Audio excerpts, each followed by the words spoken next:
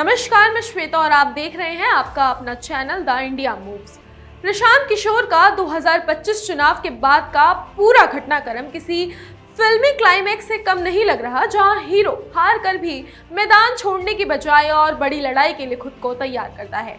बिहार विधानसभा चुनाव में जनस्वराज पार्टी एक भी सीट नहीं जीत पाई। ये बात किसी भी नए राजनीतिक दल को तोड़ सकती थी, लेकिन पीके ने हार को स्वीकारते हुए भी पीछे हटने की बजाय एक नया रास्ता चुन लिया। चुनाव नतीजों के बाद वे सीधे भितिहरवा आश्रम पहुंचे, वही जगह जहां से उनकी राजनीतिक यात्रा शुरू हुई थी।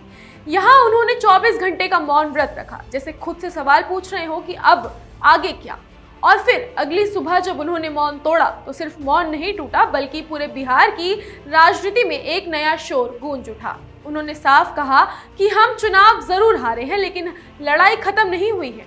और उसी के साथ उन्होंने आने वाले महीनों की अपनी बड़ी योजना सबके सामने रख दी।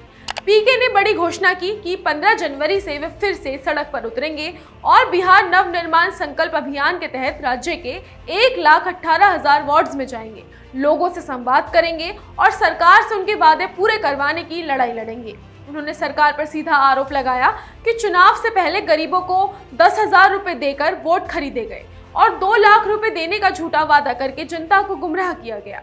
नीतीश कुमार पर भी उन्होंने खुलकर हमला बोला और कहा कि अब उन्हें ईमानदार मुख्यमंत्री मानना मुश्किल है, क्योंकि सरकार में आपराधिक प्रवृत्ति के लोगों को मंत्री बनाया गया है। लेकिन इन सबके बीच बड़ा झटका, या कह सकते हैं कि सबसे बड़ा सरप्राइज तब आया जब पीके ने अपनी संपत्ति को लेकर बड़ा ऐलान किया। उन्होंने बिना हिचकिचाहट कहा कि वे अपनी पूरी कमाई का 90% हिस्सा जनस्वराज को समर्पित कर देंगे और पिछले 20 वर्षों में जो भी संपत्ति जुटाई है उसमें से परिवार के घर को छोड़कर बाकी सब जनस्वराज को दान कर देंगे।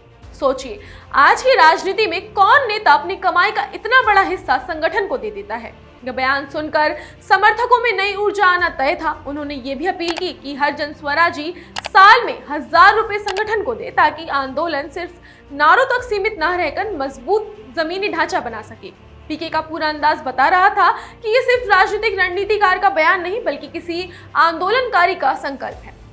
उन्होंने साफ कहा कि जनस्वराज आने वाले समय में बड़ी ताकत बनकर उभरेगा, और जिस तरह वे फिर उसी आश्रम में लौट कर नई शुरुआत कर रहे हैं, उससे ये संदेश भी साफ है कि उनकी असली राजनीतिक लड़ाई अब शुरू हुई है। कुल मिलाकर प्रशांत किशोर ने हार के बाद भी ऐसा कदम उठाया है जिसने बिहार की राजनीति में नई हलचल पैदा कर दी है, और अब नजरें इस बात पर होंगी कि जनवरी से शुरू होने वाली उनकी नई यात्रा राज्य की राजनीति को कितना बदल पाती है।